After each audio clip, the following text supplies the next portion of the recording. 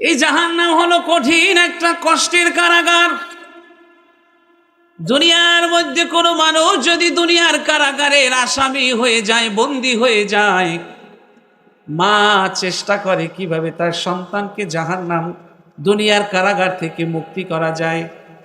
মা গরু বিক্রি করে, গাছ বিক্রি করে, সুপারি বিক্রি করে, ভাই জমি বন্ধক দেয়, বাবা গরু বিক্রি করে, বন্ধু বান্ধব টাকা জোগাড় করে, বন্ধুকে দেয় যেন বন্ধুকে দুনিয়ার সেই কারাগার থেকে যেন মুক্ত করা যায়, মুক্তি করে নিয়ে আসতে পারে। দুনিয়ার কারাগার থেকে মুক্তি করার জন্য বহু মানুষ চেষ্টা করার থাকে, কিন্তু পরকালের কারাগারের আসামি কিন্তু আমরা অনেকে হয়ে গেছি। ওই কারাগারের আসামি থেকে রক্ষার জন্যে, মুক্তির জন্যে কেউ চেষ্টা করবে না, আপনার আমার চেষ্টায় বের হয়ে আসতে হবে। ঠিক না বেটি? আপনার আমার চেষ্টায়। কিন্তু কতটুকু চেষ্টা করেছি? এই জাহান্নাম বড় কঠিন জায়গা। দুনিয়ার রঙিন স্বপ্নে বিভোর হয়ে সুখ শান্তির মোহে পড়ে পরকালকে ভোলা মানুষ হয়েছি আমরা। পরকাল ভোলা মানুষই পরিণত হয়েছি আমরা। জাহান্নাম জান্নাত ভোলা মানুষই পরিণত হয়েছি আমরা। ভাবছি এভাবেই চলছে, আমার জীবনটা এভাবেই চলবে। কিন্তু না, এই তাসের ঘর একদিন ভেঙে যাবে, এই দুঃস্বপ্ন একদিন ভেঙে যাবে, একদিন ঘুম ভাঙবে। কিন্তু ঘুমটা যখন ভাঙবে তখন আর ঘরে ফেরার সুযোগ থাকবে না।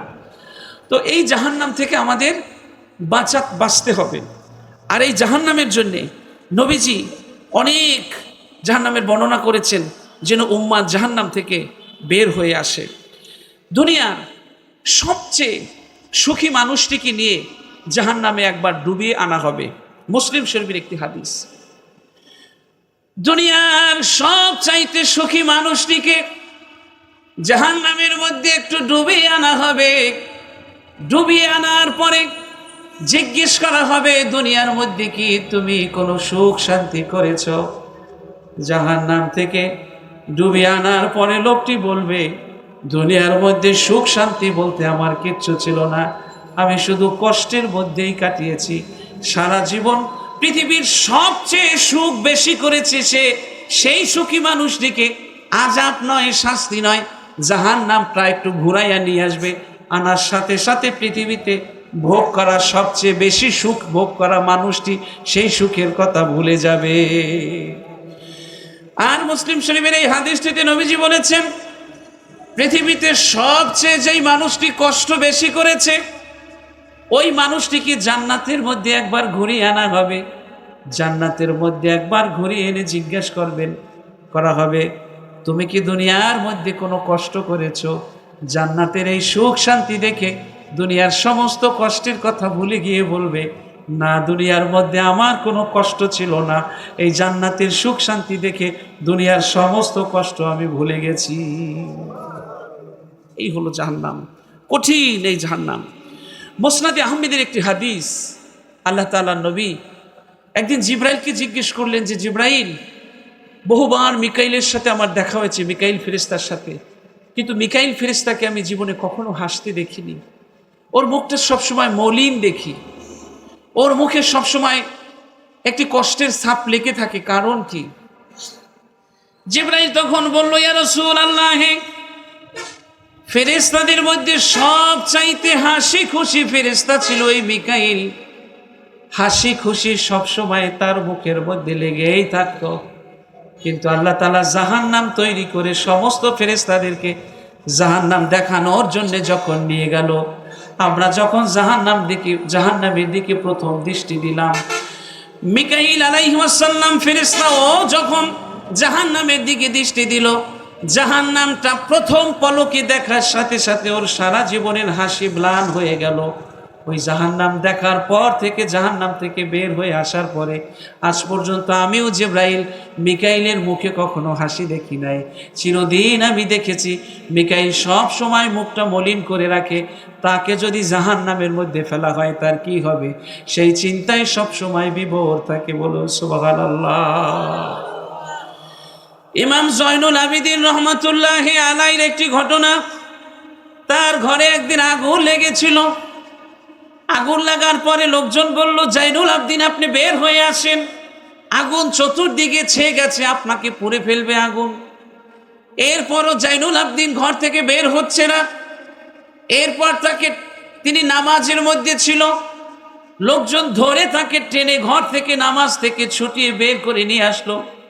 এরপরে বলা হলো, জাইনুল আবদিন, চতুর্দিকে আগুন জ্বলছে, আগুনের মধ্যে আপনি পড়ে আছেন, আপনি নামাজের মধ্যে ছিলেন, নামাজ ছেড়ে দিলেন না, কারণ কি এই আগুন কি আপনার চোখে পড়ে নাই? জাইনুল আবদিন বললেন, রহমতুল্লাহি আলাই বললেন, কি এই দুনিয়ার আগুন দেখবো, নামাজের মধ্যে আমার জাহান্নামের আগুনের কথা মনে পড়েছে। জাহান্নামের আগুনের কথা যখন আমার মনে পড়লো, ওই দুনিয়ার ওই জাহান্নামের আগুন আমাকে এই দুনিয়ার আগুনের কথা ভুলিয়ে রেখেছে। এই দুনিয়ার আগুনের কথা, ওই আগুনের কথা মনে পড়ার পর আমি টেরও করতে পারি নাই কখন আগুন লেগেছে। ওই পরকালের আগুন আমাকে দুনিয়ার আগুনের কথা ভুলিয়ে রেখেছে। বলুন সুবহানাল্লাহ।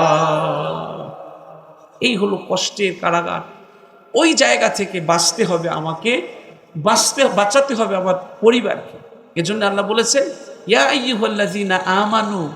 এটা কিন্তু অনেক শুনেছি ওয়াজ মাহফিলে, এই আয়াত শুনেছেন না আপনারা? পিছনে যারা আছেন কয়বার শুনেছেন মনে আছে? অনেক বক্তাদের কাছ থেকে অনেকবার শুনেছেন। ইয়া আইয়ুহাল্লাযীনা আমানু কু আনফুসাকুম ওয়া আহলিকুম নারা।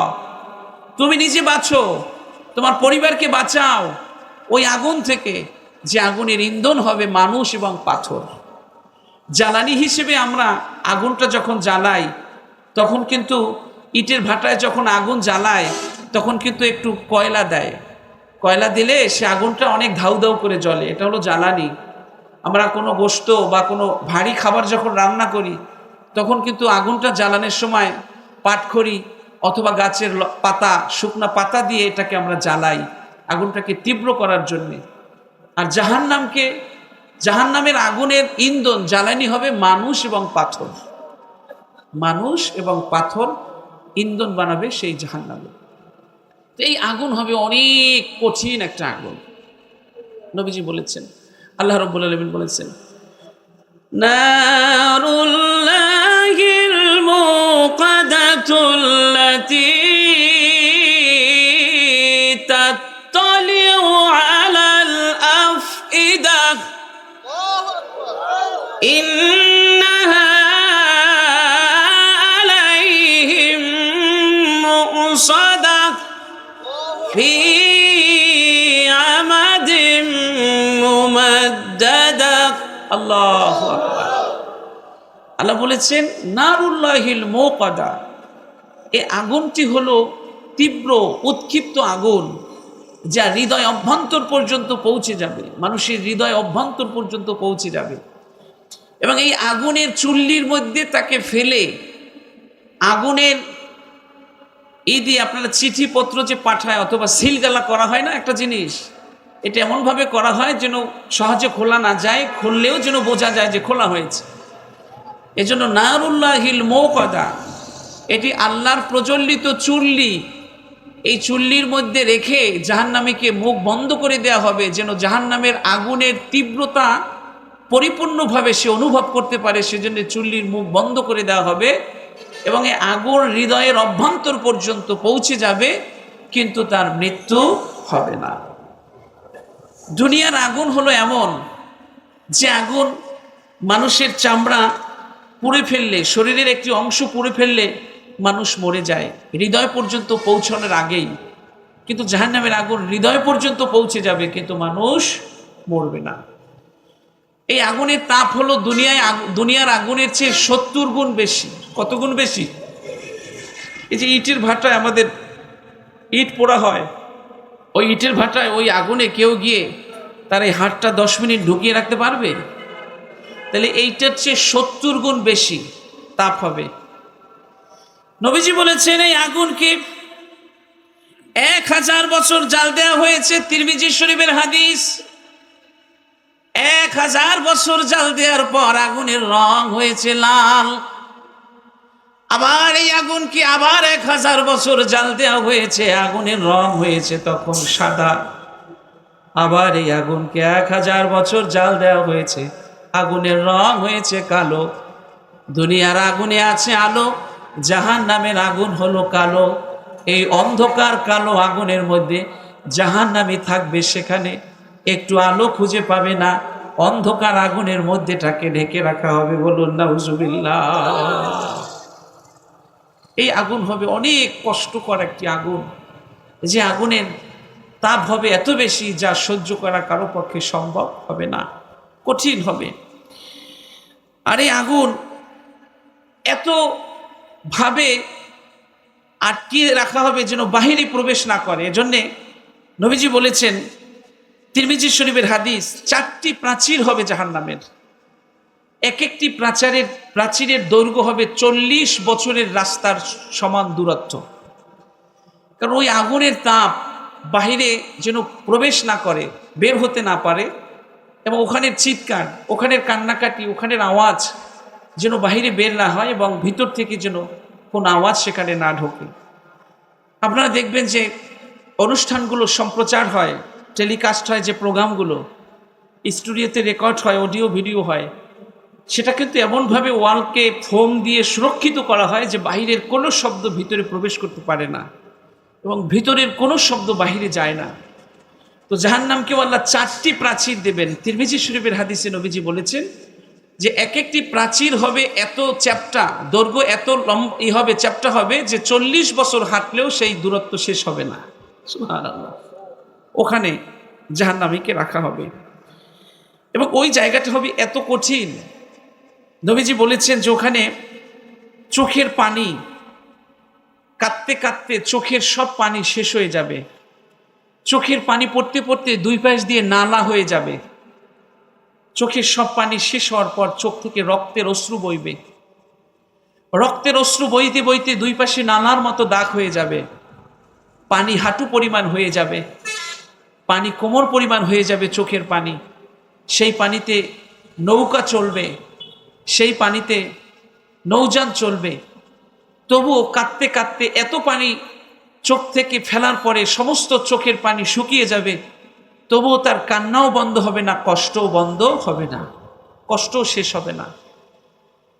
জাহান্নামী ওখানে বসে এত চোখের পানি ফেলতে গিয়ে তার জীবনে যত আকুতির শব্দ আছে, যত মিনতির ভাষা আছে, দেখবেন কোনো দণ্ডপ্রাপ্ত আসামি যখন আদালতে ওঠানো হয়, তখন বিচারকের দিকে করুণ দৃষ্টিতে এমনভাবে আসামি তাকায় যেন বিচারকের একটু দরদ হয়, তার প্রতি দয়া লাগে। ঠিক জাহান্নামে বসে এমনভাবে মিনতি, ফরিয়াদ, আবেদন, আকুতি করতে থাকবে আল্লাহর কাছে যেন ফেরেশতাদের একটু দয়া লাগে, আল্লাহর যেন একটু দয়া লাগে। কিন্তু এত আকুতি করতে করতে সমস্ত চোখের পানি শেষ হয়ে যাবে, কিন্তু তার আবেদন পূরণ হবে না, কাঁদতে থাকবে, আবেদন পূরণ হবে না। এবং এখানে এত গভীর হবে এই জাহান্নামটা। নবীজি একটি হাদিসে বলেছেন, যে মুসলিম শরীফের হাদিস, আবু হুরায়রা রাদিয়াল্লাহু তাআলা আনহু এই হাদিসটি বর্ণনা করেছেন। আবু হুরায়রা রাদিয়াল্লাহু তাআলা আনহু বলছেন যে আমরা একদিন নবীজির সাথে বসেছিলাম একটা মজলিসে। তো বসার পরে বিকট একটা শব্দ শুনতে পেলাম। নবীজি বললেন, তোমরা কি জানো এই শব্দটা কিসের শব্দ হয়েছে? সাহাবায়ে কেরাম বললেন, ইয়া রাসূলুল্লাহ, আমরা তো জানি না কিসের শব্দ হয়েছে। নবীজি তখন বললেন যে জাহান্নামের উপর থেকে একটি পাথর 70 বছর আগে আল্লাহ নিচে ফেলেছিলেন, ওই পাথরটি নিচে এসে পড়তে 70 বছর সময় লেগেছে, এত গভীর এই জাহান্নামের তলদেশ। তো এই গভীর তলদেশে শাস্তি দেওয়া হবে নিয়ে একজন জাহান্নামীকে একটা সিন্দুকের মধ্যে ভরা হবে, আগুনের সিন্দুক। যে সিন্দুকের মধ্যে গুরুত্বপূর্ণ একটি হাদিস, সেই সিন্দুকের মধ্যে অনেক লোহার কাঁটা থাকবে। ওই আগুনের সিন্দুকটা আরেকটা সিন্দুকের মধ্যে ভরা হবে, আরেকটা সিন্দুকের মধ্যে ভরে এই জাহান্নামের তলদেশে নিক্ষেপ করা হবে, যেখান থেকে আর কাউকে সাহায্যকারীও পাবে না, পথ খুঁজে বের হয়েও আসতে পারবে না, আর কারো সাহায্য করার শক্তিও সেখানে থাকবে না। ওইখানে বসে সে জাহান্নামের কষ্ট অনন্তকাল ভোগ করতে থাকবে, আল্লাহ রাব্বুল আলামিন বলেছেন। আর এই যে আগুন, এই আগুন খুব কঠিন আগুন। একটি পাহাড় আছে, সৌদ পাহাড়, বুখারী এবং মুসলিম শরীফে এই হাদিসটি এসেছে। নবীজি বলেছেন যে জাহান্নামে একটি পাহাড় আছে, আগুনের পাহাড়, যেটির নাম হলো সাউদ পাহাড়। তো একজন জাহান্নামীকে ঠেলে ঠেলে ফেরেশতারা আগুনের পাহাড় দিয়ে গড়াতে গড়াতে 70 বছর বসে সেই পাহাড়ের চূড়ায় উঠাবেন।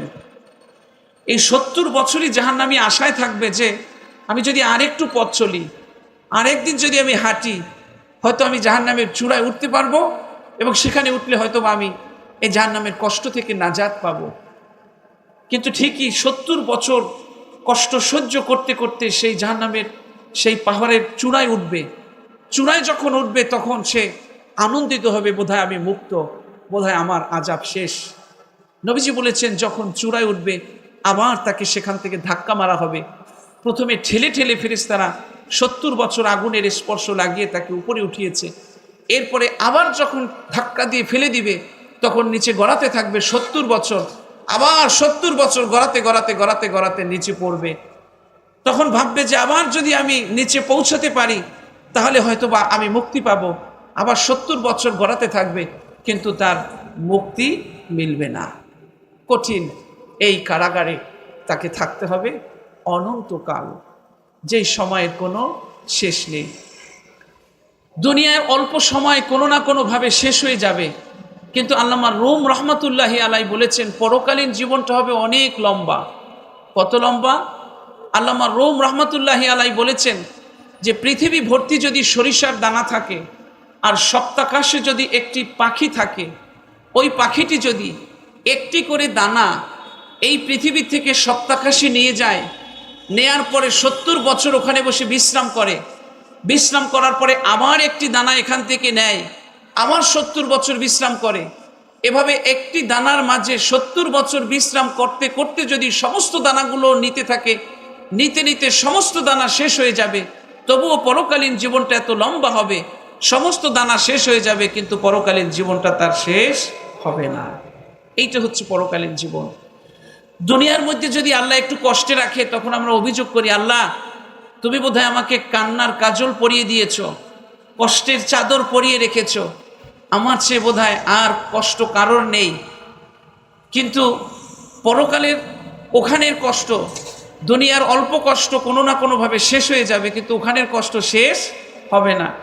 ওখানে সবচাইতে কম যে ব্যক্তি শাস্তি পাবে, মুসলিম শরীফের একটি হাদিসে নবীজি বলেছেন জাহান্নামের মধ্যে সবচেয়ে কম শাস্তি যেই ব্যক্তিকে দেয়া হবে সেই ব্যক্তির পায়ে দুটো আগুনের জুতা পরিয়ে রাখা হবে। ওই আগুনের তাপে তার মাথার মগজ, পাতিলে যখন ভাত রান্না করা হয় তখন টকবক করে যেভাবে ফুটে, ওই পায়ের নিচে থাকবে জুতা, কিন্তু আগুনের তাপ এত বেশি হবে ওই পা ভেদ করে, শরীর ভেদ করে মাথার মস্তিষ্ক, মগজ এসে টকবক করবে, ফুটতে থাকবে। আর সে এই টকবক করে ফোটার এই তীব্রতা দেখে সে ভাববে যে আমিই বোধহয় সবচেয়ে বেশি শাস্তি পাচ্ছি, আযাব পাচ্ছি, এই জাহান্নামে বোধহয় আমার চেয়ে শাস্তি বেশি কেউ পাচ্ছে না। অথচ এই ব্যক্তি, নবীজি বলেছেন মুসলিম শরীফে, এই ব্যক্তি হলো সবচেয়ে জাহান্নামে কম শাস্তি প্রাপ্ত ব্যক্তি, যে তার এই মাথার মগজ টকবক করবে যখন, তখন সে ভাববে আমার চেয়ে বোধহয় বেশি শাস্তি আর কাউকে দেওয়া হচ্ছে না।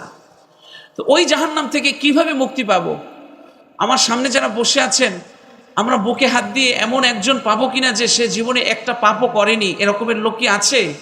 হয়তো নেই। কিন্তু যদি নসিব খারাপ হয়ে যায় সেখানে কিভাবে থাকবো, কিভাবে থাকা সম্ভব হবে? কারো পক্ষে কি থাকা সম্ভব হবে? সেখানে সম্ভব হবে না।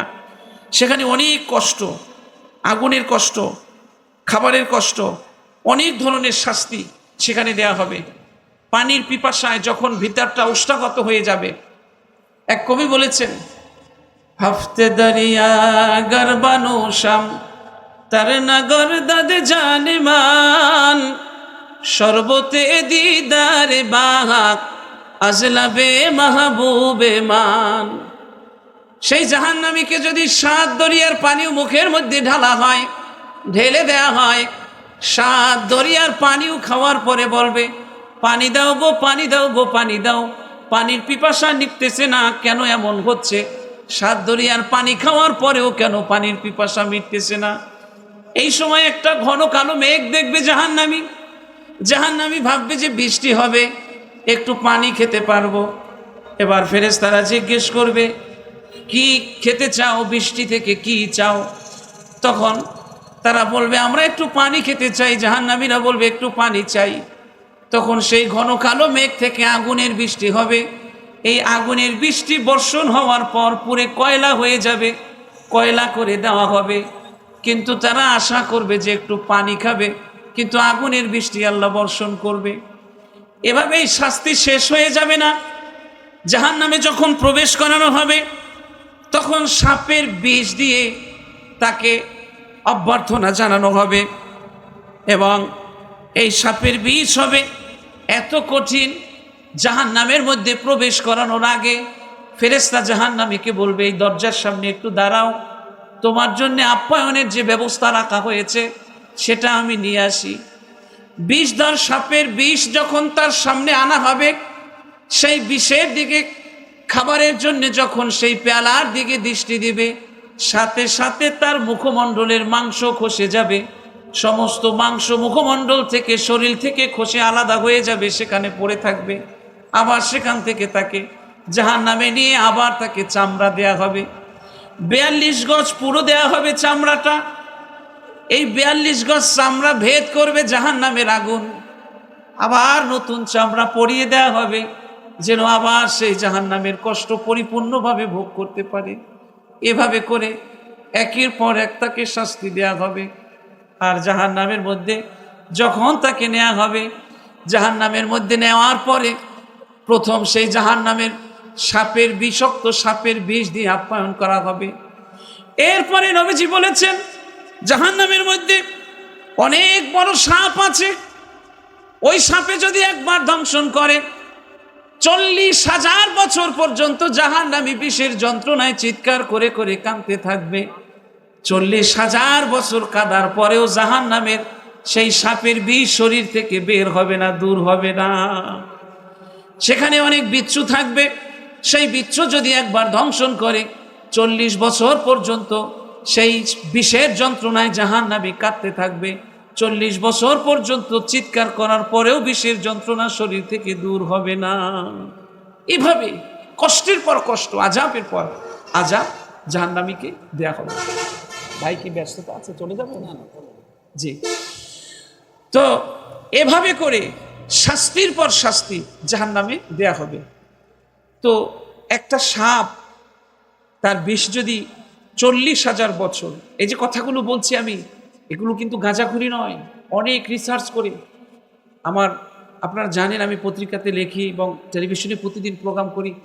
আমি এই যে গাড়িতে আমার বই পুস্তক থাকেই, এবং অযোগ্য গোলাম, তবু চেষ্টা করি একটি আধা ঘন্টার ওয়াজ করতে আমাকে 2 মাস, 3 মাস, 1 বছরও পড়াশোনা করতে হয়।